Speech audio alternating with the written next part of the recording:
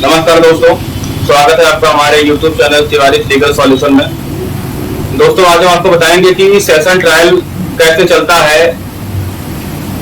सत्र विचारण, जिसको बोलते हैं सत्र विचारण, सेशन ट्रायल। दोस्तों, जिन अपराधों में सजा 7 साल से ऊपर होती है, मतलब जिन अपराधों में सजा 7 साल से ऊपर होती है वो 10 साल की सजा भी हो सकती है, उम्र कैद भी हो सकती है, फांसी भी हो सकती है। तो इस तरह का जो भी अपराध होता है उसका जो केस चलता है वो सेशन कोर्ट में चलता है। तो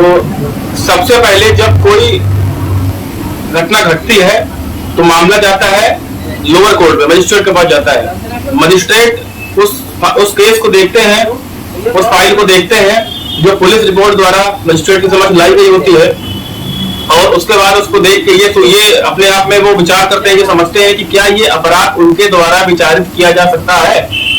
मतलब क्या ये अपराध जिसका मामला उनके समक्ष आया है, क्या ये उनकी कोर्ट द्वारा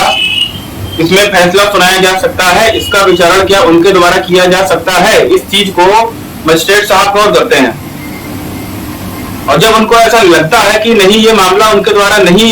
किया जा सकता, ये बड़ा अपराध है, इसका अधिकार क्षेत्र बड़ी कोर्ट को है, तो वो सीआरपीसी की धारा 1973 भारतीय दंड संहिता प्रक्रिया सीआरपीसी 1973 के 209 धारा के तहत वो ये फाइल कमिट करके सेशन कोर्ट में भेज देते हैं। सेशन कोर्ट में कमिट करके फाइल भेज दिया। दोस्तों, यहाँ मैं आपको एक बात बता दूं गौर करने के लिए कि 209 सीआरपीसी को फॉलो करने से पहले 207 208 सीआरपीसी मजिस्ट्रेट साहब फॉलो करते हैं। 207 208 सीआरपीसी में जो अभियुक्त होता है उसको वो सारे दस्तावेज दिए जाते हैं फ्री ऑफ कॉस्ट, जो दस्तावेज पुलिस ने उसको गिरफ्तार करने से पहले बनाए होते हैं। मतलब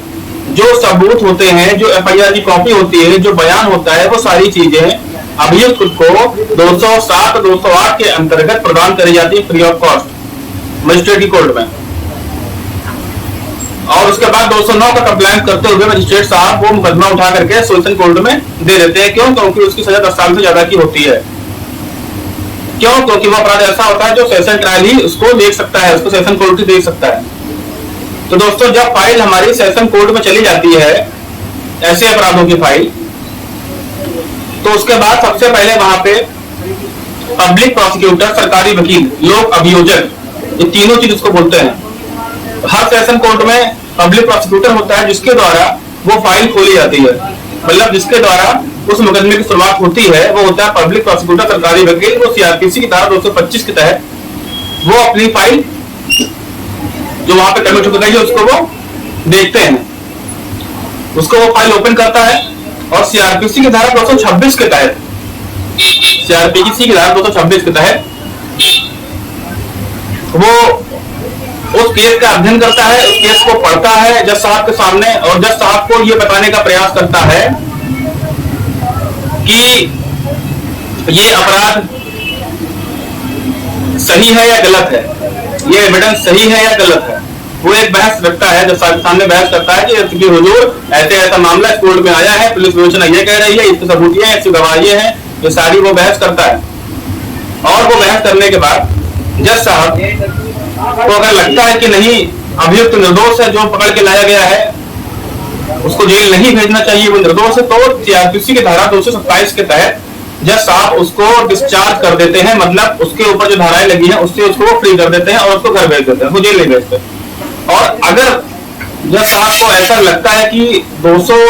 की जो है, जज साहब को ये लगता है कि नहीं, ये अपराध किया है, कुछ तो बात है, कुछ तो संदेह है, तो उनको अगर लगता है कि ये केस कोर्ट में चलना चाहिए, तो वो 228 सीआरपीसी के अंतर्गत चार्ज फ्रेम करते हैं कि इसके ऊपर क्या क्या धारा लगती है। वो जब साहब उसके ऊपर लगाते हैं और चार्ज फ्रेम करते हैं, और अभियुक्त को ये पूछते हैं अभियुक्त से उसी समय, उसी चार्ज फ्रेम करने के तुरंत बाद अभियुक्त से ये पूछते हैं कि आपके ऊपर ये धाराएं लगी हैं, क्या आप अपना गुनाह कबूल करते हैं, आपको गिल्टी है जो आपने किया अपराध। तो अगर अभियुक्त कहता है कि हाँ मुझे गिल्टी है, मैं पश्चाताप करता हूँ, मुझे अफसोस है, तो जज साहब तुरंत सीआरपीसी की धारा 229 के तहत उसको तुरंत जेल भेज देते हैं कि भाई इसने अपना गुनाह कबूल कर लिया, मतलब बात सही है, इसको जेल भेज दो।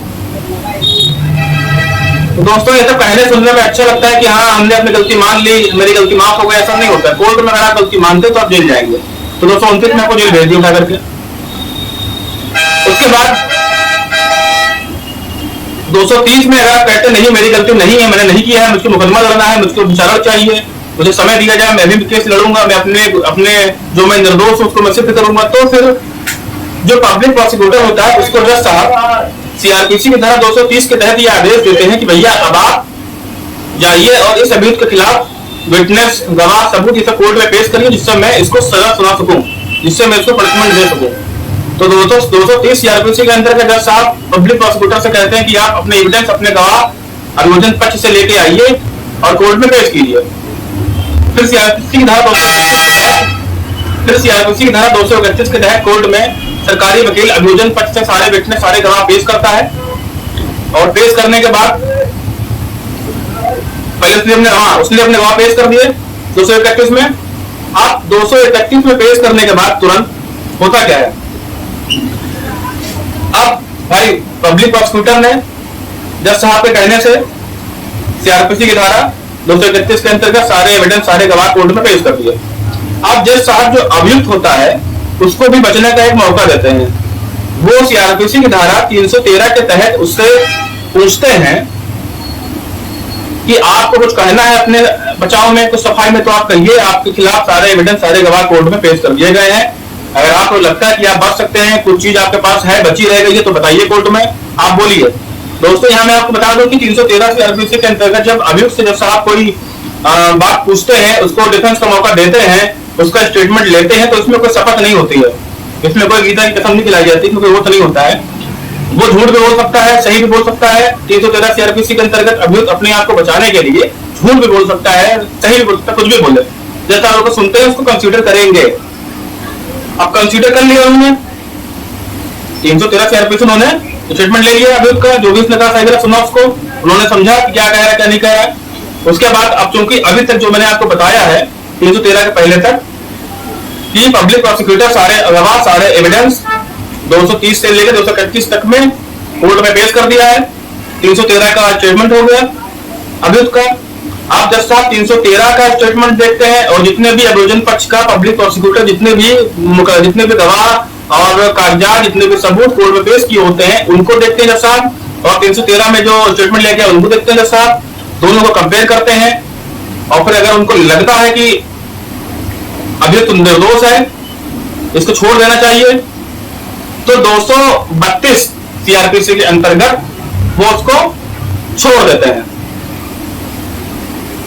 दोस्तों सरकारी वकील द्वारा जो अभियोजन पक्ष से सारे गवाह, सारे सबूत कोर्ट में पेश किए गए, जो 313 जज साहब ने उससे पूछा अपने बचाव में अभियुक्त से, उन्होंने पब्लिक प्रोसिक्यूटर के सबूतों को देखा, 313 के स्टेटमेंट को देखा, तो उनको कंपेयर किया, जब लगा कि भाई निर्दोष है, कोई ठोस सबूत नहीं पाए गए हैं, तो 232 में वो छोड़ देता है, जज साहब उनको छोड़ देते हैं। और अगर 233 में और अगर 232 में ये पाते हैं कि नहीं, मतलब ये कि अगर 313 सीआरपीसी और 231 और 231 सीआरपीसी दोनों कंपेयर करते जज साहब और देखते हैं कि नहीं ये निर्दोष नहीं है, तो 232 के तहत छोड़ते नहीं है। फिर 233 में वो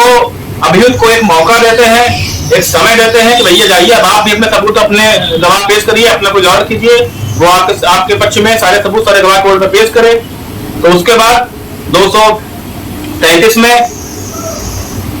अभियुक्त का वकील उसको बचाने के लिए गवाह, सबूत सब कोर्ट में लाता है, पेश करता है। उसके बाद 234 में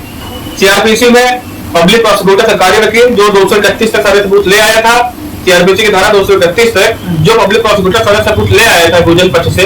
वो अपने आर्गुमेंट करता है। और जो 233 में जो डिफेंस का लॉयर लेके सबूत आया था, वो दोनों खड़े होकर के 234 के अंतर्गत बहस करते हैं कोर्ट में, दूसरी कहते हैं फाइनल आर्गुमेंट।